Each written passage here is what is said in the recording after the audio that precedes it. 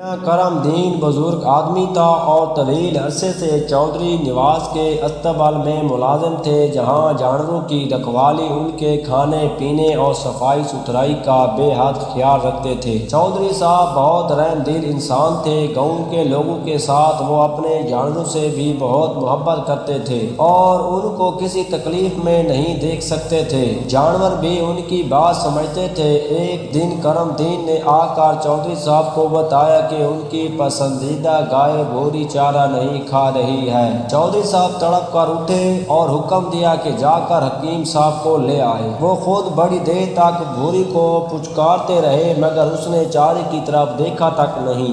اس دوران حکیم صاحب بھی پہنچ گئے۔ انہوں نے بھوری کا مکمل معائنہ کیا اور بتایا کہ وہ بالکل ٹھیک ہے۔ نہ جانے کیا وجہ ہے، حکیم صاحب نے کرم دین سے سوال کیا، تم تو جانوروں کا بڑا خیال رکھتے ہو، آج کوئی اور تو جانوروں پر مقرر نہیں تھا؟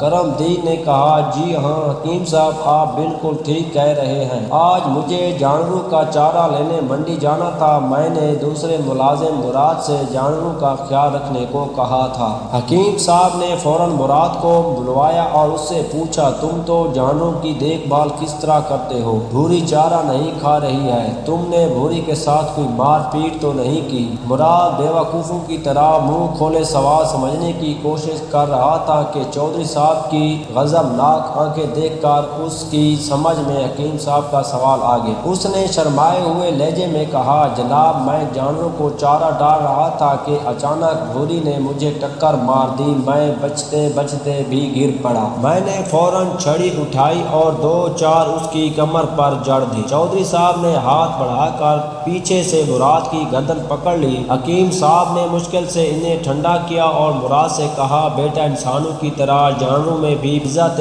نفس کا مادہ ہوتا ہے، وہ تم سے ناراض ہے اس لیے چارہ نہیں کھا رہی۔ مراد نے سادگی سے کہا، حکیم جی بھوری نے پہلے مجھے ٹکر ماری تھی۔ مراد کی بات پر سب ہنس پڑے۔ حکیم صاحب نے مسکراتے ہوئے کہا، بیوقوف انسان، جانور چونکہ بے زبان ہوتے ہیں تو وہ خوشی یا پیار میں ٹکر مارتے ہیں۔ بھوری نے تمہیں ہلکی سی ٹکر ماری تھی، خود اگر یہ غصے میں ہوتی تو ایسی بھرپور ٹکر مارتی کہ تم اٹھ بھی نہیں سکتے تھے۔ اب ہم لاکھ کوشش کر لیں وہ کچھ نہیں کھائے گی جب تک تم اس سے نہیں مناؤ۔ مراد بے حد شرمندہ تھا۔ اس نے چودھری صاحب سے معذرت کی اور بھوری کو پیار کرنے لگا۔ بھوری نے اچانک گردن گھمائی، مراد اچھل کر پیچھے ہٹ گیا۔ سب ہنس پڑے اور بھوری نے چارہ کھانا شروع کر دیا۔